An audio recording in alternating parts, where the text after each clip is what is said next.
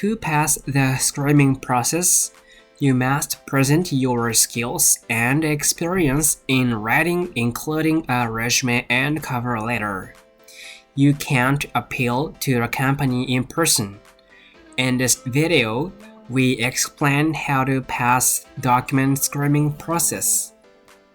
In conclusion, if you research a company to find their challenge and propose how you can solve those challenges, you will pass the document screening process.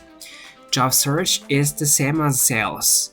The key is to propose how you can solve their problems with your skill set and make them imagine what you can do.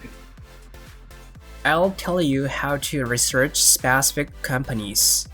You can look at the company's website, but you should also look at review sites written by company's employee.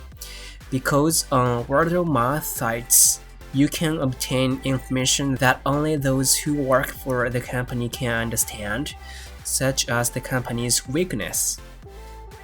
Gather this information. Number 1. Company's weakness. Suppose you are applying for an app development position.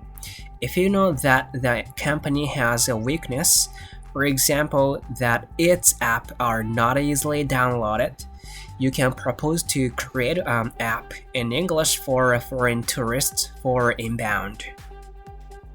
Number 2. Employee complaints. Suppose you are applying for a position in system development. For example, if you know that many of your employees are leaving the company due to overtime work, you could propose that you develop a system to increase operational efficiency, reduce employee overtime, and thus help prevent employees from leaving the company. Please summarize this information and write it as your motivation for applying for the job on your resume and as your personal PR and knowledge and experience that you can utilize in your work history.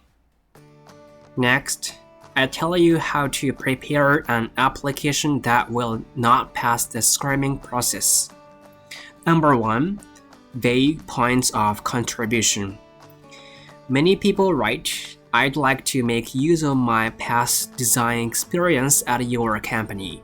However, if you are not specific about how you will utilize your past design experience, the company will not have an image of what you can do and will reject your application. Number 2. Over-appealing. In the section of your resume where you write your qualifications, do not write irrelevant qualifications, but only those that can be appealed to the job. If you hire me, this will be a benefit to the company. If you appeal too much like that, you may not get a job. Number 3. Use of application documents. Basically, your motivation for applying for a job and your personal PR will change depending on the company you are applying to. In other words, you need to change your motivation for applying to each company. Be passionate about why you want to join this company. To be honest, your reason for applying are that a salary is high, the company is close to home, and there is no overtime. The company understands this, but you need to lie in an interview. If you tell them that you apply for the job because the salary is high, you will not be hired. Do your research on the company and come up with a lie that will get you accepted. Finally, I tell you the all-purpose motivation. It's, "I'd like to advance my career." If you say you'd like to advance your career, the company will think you are highly motivated and will do well once you join. Positive reasons make a good impression, so write lots of positive reasons in your application.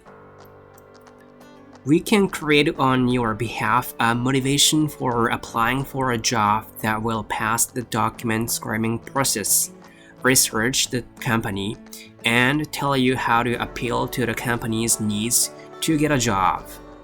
If you apply through us, you can go for an interview right away because our application screening rate is high. The job search in Japan is very difficult and the paperwork is a hassle, but we can take care of everything for you. In this channel, we upload videos about how to successfully change jobs in Japan. If you have any questions about changing jobs, please feel free to ask. If you find this channel useful, please subscribe.